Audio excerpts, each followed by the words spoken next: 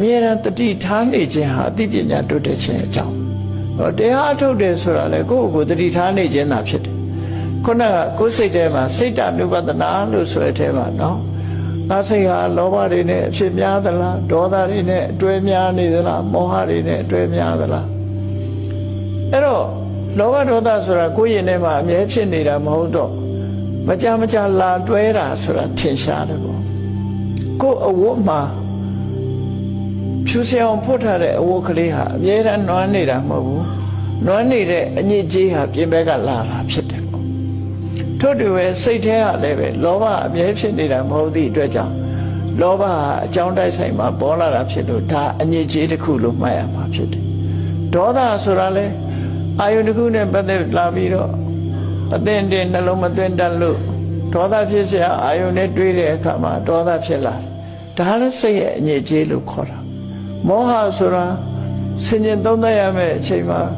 ဆင်ញင်သုံးသပ်နိုင်စွာမရှိဘူးဆုံးဖြတ်နိုင်စွာမရှိဘူးဆိုတဲ့အခါမှာမောဟဆိုတာဝင်လာတာဖြစ်တယ်အဲ့တော့မောဟဆိုတာလေအပြင်ကလာတဲ့ရောက်လာတဲ့အရာသားလည်းဖြစ်တယ်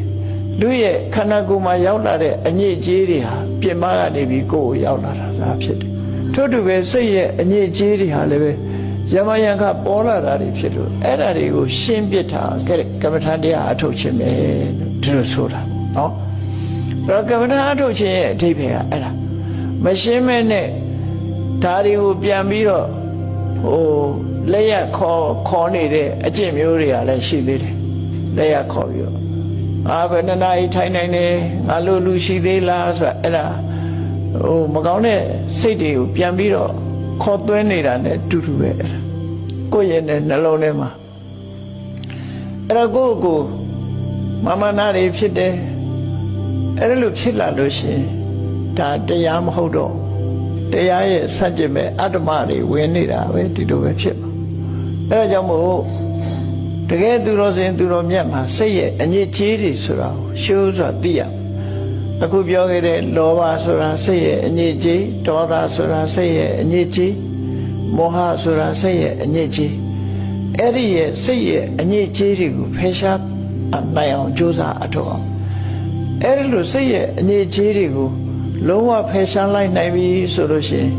ကိုယ်စိတ်လေးဟာဖြူစင်တန်ရှင်းနေတဲ့စိတ်ကလေးဖြစ်သွားတယ်အညစ်အကြေးဆိုတာအမြဲတမ်းဆွဲမှာမဟုတ်ဘူးအမြဲတမ်းဆွဲနေတာမဟုတ်ဘူးသို့တော့အချိန်များစွာပုထုဇဉ်နေမှာတော့အညစ်အကြေးကဆွဲမြတ်တာဆွဲတာပို့ပြီးတော့များလာတော့အလေးအကျင့်ကြီးလို့ဖြစ်လာအဲ့တော့မြတ်စွာဘုရား